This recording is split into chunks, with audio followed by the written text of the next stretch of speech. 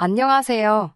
제 말을 동네 개 짖는 소리만큼도 신경 쓰지 않으시는 어머님과 그런 어머님을 싸고드는 남편과 이혼했습니다.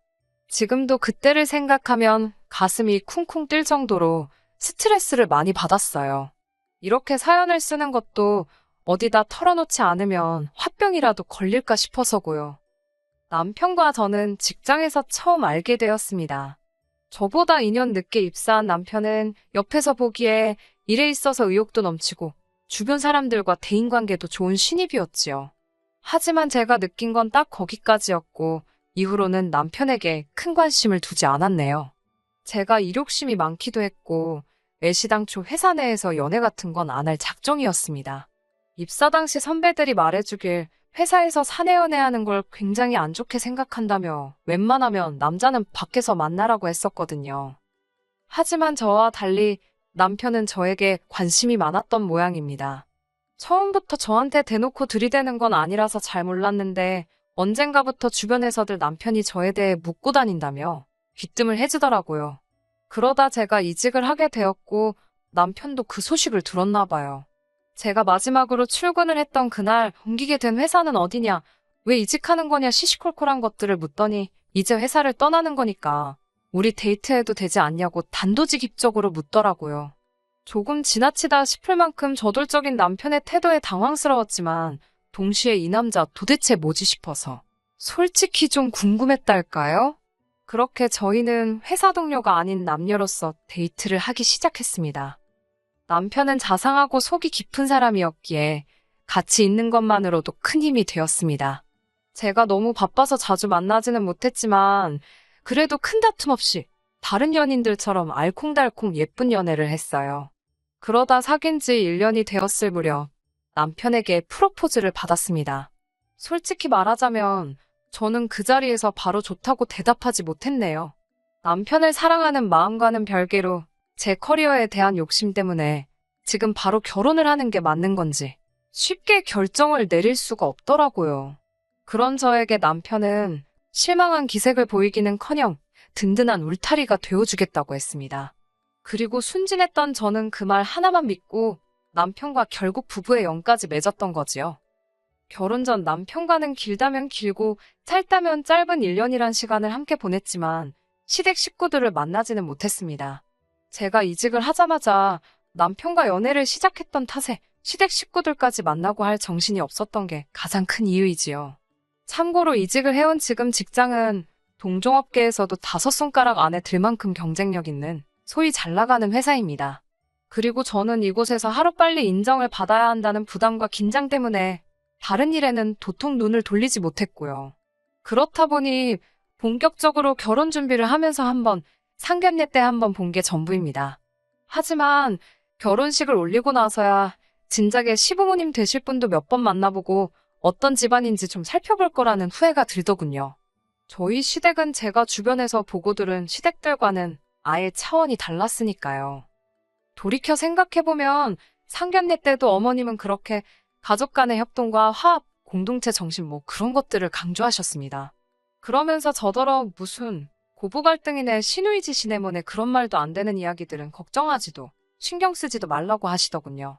이어서 말씀하시기를 시댁 식구들은 사촌들까지 포함해서 그렇게들 서로 우애가 좋답니다.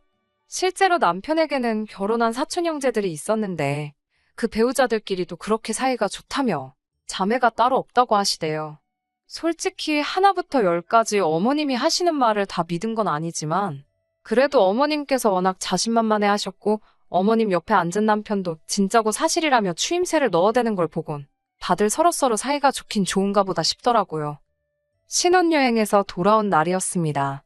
시부모님께 인사를 드리러 시댁에 들렸는데 어머님 아버님과 시누는 물론이고 시이모님 내외, 시숙부 내외 그리고 그분들의 자식들 죄다 모여있더라고요. 며칠 전에 결혼식에서 이미 다 인사드렸는데 왜 또 이렇게 모인 건가 싶었고 그때 어머님께서 오늘은 정말 행복한 날이라며 말문을 여셨습니다. 뭐 온갖 미사역으로 가득한 서론을 한 5분쯤 들었을까. 피곤하고 도무지 하시고자 하는 말씀이 뭔지 알 수가 없어서 답답하던 그때 어머님께서 계모임 이야기를 꺼내셨습니다. 어머님께서 말씀하신 계모임이란 매달 한 사람당 20만 원씩 걷어서 가족 간에 돈이 필요한 사람이 있으면 융통할 수 있도록 도와주기도 하고 그러는 거라 하셨지만 굳이 왜 가족 간에 금전거래를 해야 하는지 싶더라고요. 제가 만약에 돈이 필요하지 않은 사람은 안 해도 되는 거냐고 물었습니다. 그러자 어머님께선 그건 참 이기적인 거라며 말이 개모임이지 가족 회비 같은 거라고 생각하면 된답니다. 실제로 그 돈으로 가족끼리 모여 외식도 하고 여행도 다니고 그런다고요. 남편에게 이런 모임이 있다고 왜 말하지 않았냐 물으니 자기는 다른 집들도 다 이런 줄 알았답니다. 그러면서 나가보면 알겠지만 맛있는 거 먹고 놀고 쉬다 오는 거라고 진짜 재밌다대요. 하지만 제가 직접 겪어본 이 모임은 정말 거지 같았습니다. 일단 외식이 아닙니다. 어머님과 이모님께서 특히나 이 인원수가 다 나가서 사 먹으면 돈이 얼마냐며 늘 해먹기를 고집하셨는데 알고 보니 그게 저하고 사촌동서들한테 만들라는 이야기더라고요. 처음 그 일을 당한 건 시이모님 댁에서 있었던 모임에서입니다. 당연히 어디 고깃집이나 가겠거니 했는데 차로 1시간을 달려 도착한 곳이 시이모님 댁이었으니 이렇게 말해서 좀 그렇지만 20평도 안 되는 아파트에 열댓 명의 성인이 모인 상황이었습니다. 어찌나 갑갑하고 여름이었던지라 에어컨을 틀었는데도 훅훅 찌더라고요. 게다가 집이 작다 보니 부엌이라고 해봤자 음식을 조리할 공간도 마땅치가 않았는데 그럼에도 불구하고 어머님과 시이모님께서는 음식을 해먹자고 조금만 고생하면 같은 돈으로 훨씬 맛있게 먹을 수 있다면서요. 그러더니 저와 사촌동서들에게 장을 봐오라 하셨습니다. 황당했지요. 그뿐만 아니라 어머님께선 며느리 솜씨 좀 보자며 실력 발휘를 해보라 하시는 게 아니겠어요. 저는 솔직하게 말씀드렸습니다. 간단한 음식, 후라이라던가 김치찌개 정도밖에 못한다고요. 그러자 어머님께서는 가족들 모아놓고 꼴랑 그런 거나 먹자는 거냐며 시집 오면서 음식하는 것도 안 배웠냐고 사람들 앞에서 저를 나무라셨습니다. 그리고는 어쩔 수 없다는 듯 음식은 사촌동서들이 할 것이니 저에겐 설거지나 하라시대요. 어이없이 욕을 먹은 것도 서러웠지만 제가 알기로는 모두가 똑같이 20만 원씩 냈는데 왜 일하는 사람 따로 먹고 노는 사람 따로인지 납득할 수가 없었지요. 이런 모임이 두어 번 더 반복되었을 땐 더는 참을 수가 없었습니다. 매번 패턴이 사촌동서들이 음식을 하고 저 혼자 10명도 넘는 인원이 먹어치운 그릇을 정리하는 시기였는데 진짜 너무 열받더라고요. 가뜩이나 내키지도 않는 모임인데 어거지로 끌려와 일만 한다고 생각해보세요. 참다 못한 제가 사촌동서들에게 이런 상황에 불만이 없느냐고 슬그머니 물었습니다. 두 사람이 보인 반응은 정말이지 뜻밖이었어요. 저더러 왜 그렇게 심사가 뒤틀렸냐는 식으로 저를 마치 이상한 사람 보듯이 했으니까요. 뿐만 아니라 오히려 이렇게 가족들끼리 자주 보고 하면 친해져서 좋지 않냐고 되묻기까지 했고요. 도무지 말이 통하지 않겠다 싶어서 대충 얼버무리고 대화를 끝냈습니다. 사촌동서들하고 힘을 합쳐 어떻게 집안 분위기 좀 바꿔볼랬더니 그것도 사이즈가 안 나오더군요. 이후로 3주가 채 지나지 않아 다시 모임이 잡혔고 저는 남편에게 도저히 더는 못 참겠다 했습니다. 남편은 어쩔 셈이냐 물었고 저는 원하면 당신 혼자서 다녀오라고 했어요. 나는 회사 일도 바쁘고 친정부모님 만나기도 힘든데 한 달에 한두 번은 꼭 시댁 식구들하고 어울려야 한다니 너무 스트레스라고 솔직히 털어놓았지요. 그러자 남편도 일단 알겠다며 남편이 정확히 어머님께 어떻게 전달을 했는지는 모르겠습니다만 그날 밤 어머님께서 장문에 문자를 보내셨더라고요. 제가 지금 목숨 바쳐 충성할 곳이 회사인지 시댁인지 잘 판단하라고 현명하게 처신하라는? 어이가 없었지만 몰아 대꾸한들 욕이나 먹겠다 싶어서 적당히 알겠다고 둘러댔습니다. 이후로 한동안은 평화로운 시간이었어요. 회사 일은 여전히 미친 듯이 많고 바빴지만 적어도 주말 하루는 늘어지게 잘 수 있었으니 살겠더라고요. 그 와중에도 남편은 걸핏하면 같이 안 갈 거냐 물어왔고 저는 저대로 생돈 20만 원이 나가는 게 너무 아까웠지만 이 정도는 감수해야겠다고 생각했달까요. 하지만 그 행복은 오래가지 못했습니다. 사건의 시작은 재택근무예요. 얼마 전부터 회사의 몇몇 부서가 재택근무화 되었는데 제가 소속된 부서도 그중 하나였지요. 제가 재택근무를 하게 되었다는 소식은 금세 어머님께도 들어갔던 모양입니다. 어머님께서 전에 없이 들뜬 목소리로 연락을 해오셨는데 연신 잘 됐다고 그러시더라고요. 그리고 어머님이 그토록 좋아하셨던 이유를 알게 되기까지는 오랜 시간이 걸리지 않았습니다. 제가 재택근무를 시작한 이후로 어머님께선 하루가 멀다 하고 연락을 해오셨고 걸핏하면 여기 가자 저기 가자 시댁에 오라가라. 참다 못한 제가 재택근무도 근무라고 말씀을 드렸지만 어머님은 어쨌든 집에 있는 거 아니냐며 뭐가 문제냐는 식이셨어요. 혹시 어머님께서 재택근무가 뭔지 모르시나 싶어서 저는 재택근무가 뭐고 어떻게 돌아가는 건지 조근조근 설명을 해드렸습니다만 어머님께선 그런 어려운 소리 당신은 못 알아듣겠답니다. 컴퓨터만 켜놓으면 쥐들이 어떻게 아냐고 우기시는데 저는 어떻게 설명해야 할지도 모르겠어서 집 밖으로 나가면 회사에서 돈을 안 준다고 그냥 그렇게 말씀드렸습니다. 그러자 어머님께서는 오기 싫다는 소리를 아주 어렵게도 한다면서 잘 알겠다고 저더러 핑계도 좋다고 빈정거리셨지요. 기분은 찜찜했지만 적어도 이 정도 했으면 어머님이 더는 저를 괴롭히지 않으실 거라 생각했습니다.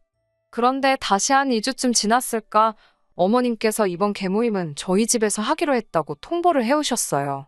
저는 당연히 안 된다고 말씀드렸습니다.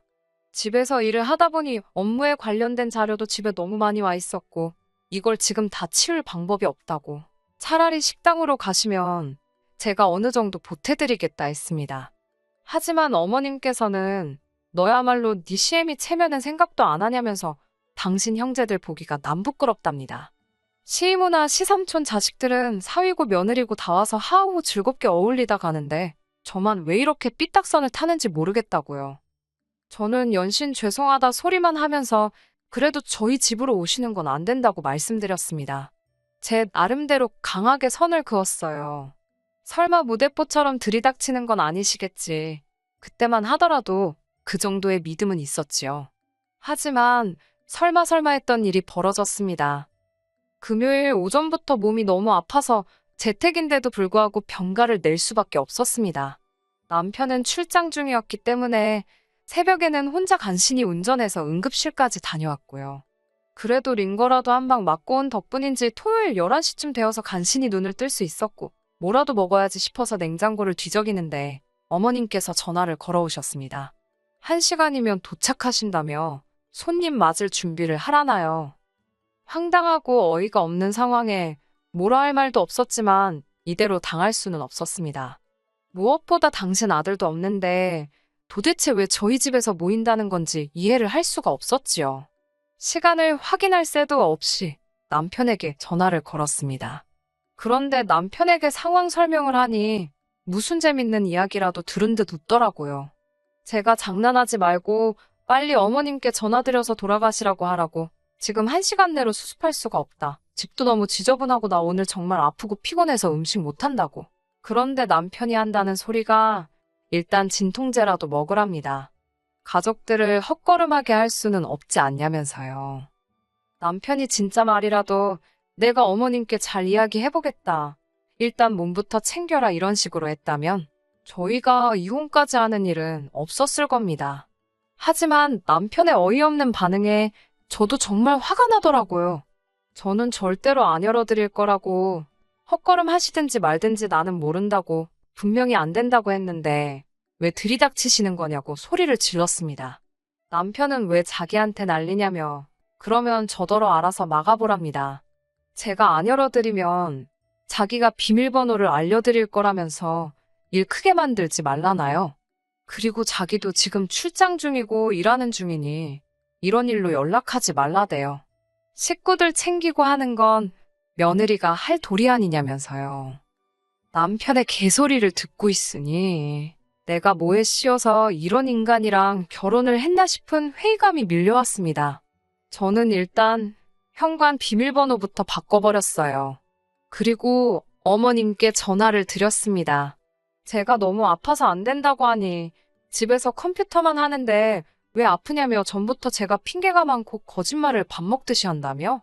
이런 쓸데없는 소리할 시간에 집이나 치우랍니다. 당신 얼굴에 먹칠하지 말라나요. 남편과 어머님, 두 사람에게 쌍으로 싫은 소리를 들으니 기분이 어찌나 나쁘던지 분해서 이를 갈고 있는데 누군가 초인종을 누르더군요. 내다보니 아니나 다를까 어머님이셨습니다. 저는 죽은 듯이 아무런 소리도 내지 않았어요. 그러자 이번엔 현관을 두들기기 시작하셨습니다. 계속해서 인터폰으로 밖을 내다보는데 시부모님뿐만 아니라 그 많은 시댁 식구들이 다 왔더라고요. 어이가 없어서 정말 제 이야기는 귓등으로도 안 들으셨구나 싶어서 헛웃음이 다 나대요.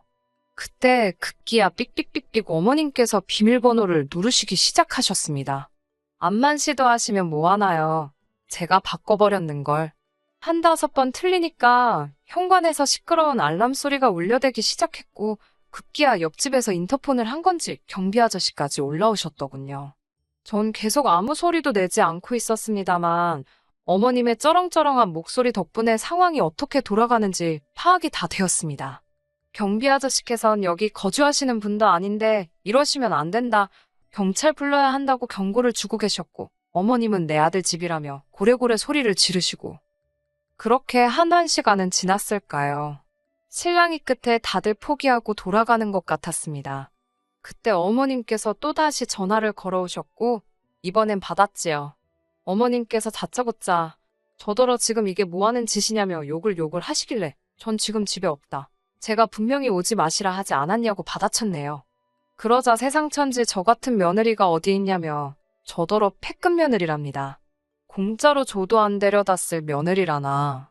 그러면서 제가 당신 얼굴에 똥칠하고 식구들 시간 낭비하게 한괘심재라며 이번 회비로 100만 원을 내라시대요. 어이가 없어서 저는 어머님께 경찰 안 부른 걸 다행인 줄 아시라고 쏘아붙였습니다. 그리고 이튿날 출장에서 돌아온 남편은 이게 다 무슨 난리냐며 저에게 전후사정은 묻지도 않고 밑도 끝도 없이 제 탓을 하기 시작했어요. 어머님이 아기가 있어서 그러신 것도 아니고 이제 제가 한 가족이 된 만큼 다른 식구들하고 친해졌으면 하는 마음에 그러시는 건데 그거 하나 못 맞춰드려서 이 소동을 일으키냐고요. 그런 남편에게 제가 친해지긴 뭘 친해지냐고 나는 가서 밥도 먹는 둥 마는 둥에 설거지만 하고 온다고 평일 내내 일하느라 힘들어 죽겠는데 그거 하루 쉬는 것도 시댁 식구들하고 불편하게 고생스럽게 보내는데 뭐가 친해지는 거냐고 소리를 질렀어요. 그러자 남편이 재수씨들은 아무 불만도 없다던데 거긴 맨날 생글생글인데 저만 왜 이러냐입니다. 회사에선 그렇게 묵묵히 맡은 일 잘하고 그래서 좋게 봤던 건데 왜 이렇게 불만이 많냐고 자기가 속았다나요? 그러면서도 이 개모임에 아무나 들어오는 거 아니라고 우리 가족이라는 걸 인정해주는 거라면서 영광스럽다 생각하면 안 되겠냐입니다. 영광 같은 소리 하네. 저도 모르게 그런 말이 절로 나왔습니다. 남편도 그 소리를 들었는지 저더러 지금 뭐라 한 거냐면서 개모임에 있기 싫으냐입니다. 전 싫다고, 너무 싫다고 제발 좀 빼달라고 했어요. 돈도 내기 싫다고, 돈 내고 일하고 내가 약 먹었냐고. 저도 화가 나니까 악을 쓰며 말하게 되더라고요. 남편이 한참 듣고 있더니 그럼 이혼하자입니다. 자기는 제가 이렇게 불만이 많고 가족 간의 불화를 야기하는 걸 가만히 보고 있을 수는 없다나요. 저도 에라 모르겠다 싶어서 그러자 했어요. 막말로 애가 딸린 것도 아니고 저도 손해볼 것 없었는걸요? 그렇게 남편과 완전히 갈라서게 되었습니다. 막상 결정을 내리고 나니까 그 다음부터는 그냥 시간이 걸려서 그렇지 어려울 건 없더라고요. 짜증나고 성가신 과정이 있긴 했지만 어거지로 뜯겼던 그놈의 갯돈도 받아냈어요. 어이없던 건 이혼하고 나서 동서들한테 연락을 받았는데요. 한다는 소리가 좋겠다며 부럽답니다. 못하면 니들도 들이받으라고 한 소리 해줄까 하다가 냅뒀습니다. 지 팔자 지가 알아서 하는 거지요 뭐. 저도 앞으로는 다시는 팔자가 꼬이지 않도록 정신 바짝 차리고 살아야겠어요. 끝까지 들어주셔서 감사합니다. 오늘의 사연은 여기까지입니다. 구독과 좋아요, 알람 설정 부탁드리고 더 좋은 사연으로 다시 찾아뵙겠습니다. 감사합니다.